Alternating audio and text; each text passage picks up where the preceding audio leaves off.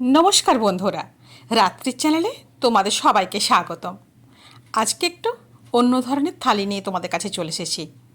আজকের ভিডিওটা আমার মায়ের জামাই ষষ্ঠীর দিনের দুপুরের লাঞ্চের থালি। জামাই ষষ্ঠীর দিন তো সারা দিন রান্না বান্না নিয়ে মা মেতেই থাকে, কিন্তু মা তার একটু কিছুও খেতে পারে না, কারণ সেদিন মাকে উপোস করে থাকতে হয়। অর্থাৎ আমাদের বাড়ির নিয়ম অনুযায়ী মা সেদিন কোনো আমিষ খাবার খান না। মায়ের ভাগ্যে জোটে ওই চিড়ে। সেই থালিটা যদি একটু সুন্দর করে সাজানো হয় তাহলে আমাদের মনটাও একটু ভালো লাগে। প্রথমে চিড়েটাকে ভিজিয়ে জল ছড়িয়ে শুকনো করে রেখে দেওয়া হয়।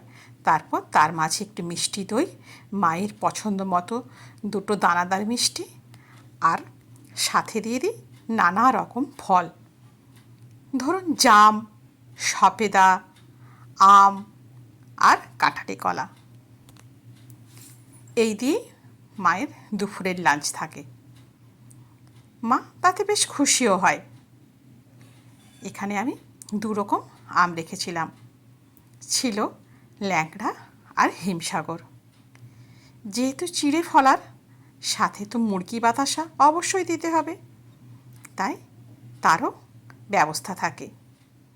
মায়ের পছন্দের আরেকটি ফল হলো সবেদা, তাই থালিতে সবেদা রেখেছিলাম। বন্ধুরা, নানা ব্লগে ইউটিউব জুড়েই দেখছি জামাইয়ের থালি, জামাই ষষ্ঠীর দিন জামাই কী খাবে, কিন্তু শাশুড়ির কথা কি চিন্তা করে বলো? সেই জন্য আমি ভাবলাম এই শাশুড়িদের লাঞ্চের থালিটাই আমি শেয়ার করি।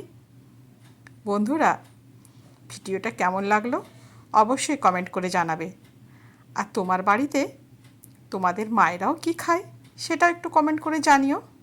আমার মায়ের থালি তো আমি শেয়ার করলাম। আশা করছি ভিডিওটা তোমাদের ভালো লাগবে। যদি ভালো লাগে অবশ্যই একটা কমেন্ট করে দিও। দেখা হবে নেক্সট ভিডিওতে। ধন্যবাদ।